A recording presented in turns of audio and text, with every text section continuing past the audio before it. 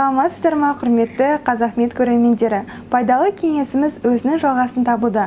Бүгінгі тақырыбымыз қазақтың қара сабының емдік қасиеттері. Егер де пайдалы кеңесіміз өзінің жалғасын тапсын десеңіздер, біздің каналға тіркелуді, лайк басуды және де өз пікірлеріңізді қалдыруды ұмытпаңыздар.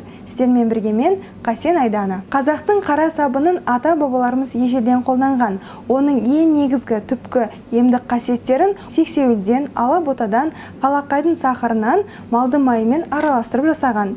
Негізгі шикізат көзі май мен сахар болып табылады. Оның құрамында адам ағзасына ең қажетті натрий, калий тұздары және де тотықты гидрат бар. Қара сабынның емдік қасиеттері.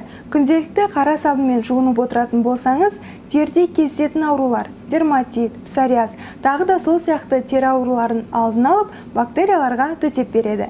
Терде кездесетін заттар әртүрлі жарақаттардың жазылуына және де беттегі қарадақтар мен безеулерден арылуға, терінің ылғалдығын сақтап бір қалыпты болуға таптырмас ем. Ерте заманнан бері ата-бабаларымыз қара сабымен балаларды жуындырып отырған. Себебі оның құрамында балалардың терісіне өте жақсы әсер ететін глицерин мен эфир майлары бар. Сонымен қатар қара сабының шаш күтіміне де пайдасы өте зор.